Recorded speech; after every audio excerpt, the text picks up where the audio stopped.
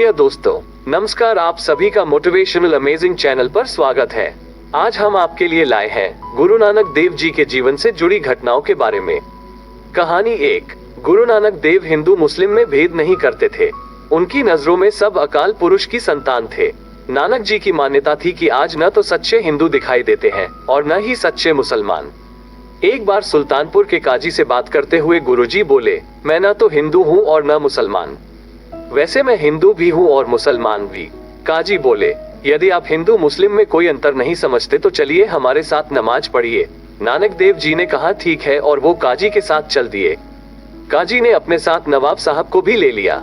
ये समाचार तुरंत ही पूरे शहर में बिजली की तरह फैल गई। निश्चित समय पर सब लोग नमाज पढ़ने के लिए सभी लोग एक लाइन में खड़े हो गए।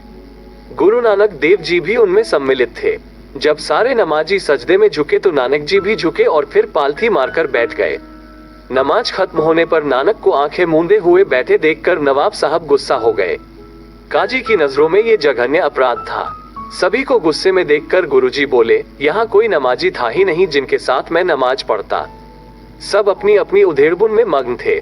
काजी ने कहा, गुरुजी तुम्हें झूठ बोलना शोभा नहीं देता।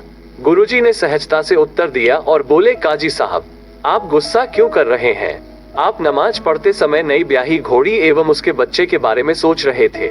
ये सुनते ही काजी की नजरें झुक गईं और वह गुरुजी से नजरें नहीं मिला पा रहे थे।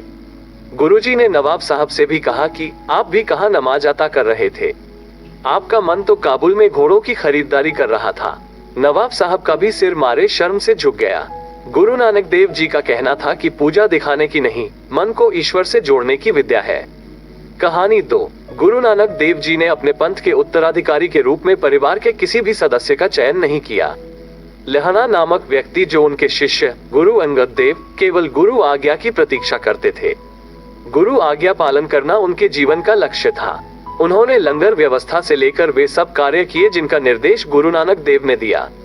गुरुजी ने मन ही मन में भाई लहना गुरु अंगद देव को अपना वारिस चुन लिया था, पर वे उन्हें सर्वश्रेष्ठ सिद्ध करना चाहते थे। कड़ाके की सर्दी थी। आधी रात को गुरुजी ने अपने पुत्रों को बुलाकर कहा कि मेरे कपड़े गंदे हो गए हैं, तुम अभी इन्हें नदी में जाकर धोकर लाओ।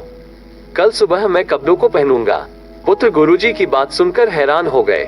बर्फीली हवा और आधी रात में घर से निकलने की कल्पना करना ही अपने आप में कठिन कार्य था। गुरुजी के पुत्र बोले कि अभी तो हमें नींद आ रही है, सुबह आपके कपड़े धोकर ले आएंगे।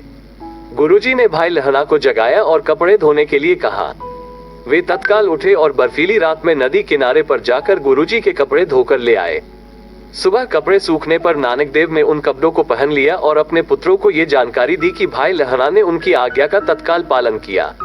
परीक्षाओं में अपनी श्रद्धा, भक्ति, निष्ठा सिद्ध करे वाले भाई लहना को गुरु अंगद देव नाम देकर गुरुजी ने गद्दी सौंपी। ऐसी ही शानदार वीडियो को देखने के लिए इस चैनल को लाइक, शेयर, सब्सक्राइब करें और बेल आइकॉन जरूर दबाएं। धन्यवाद।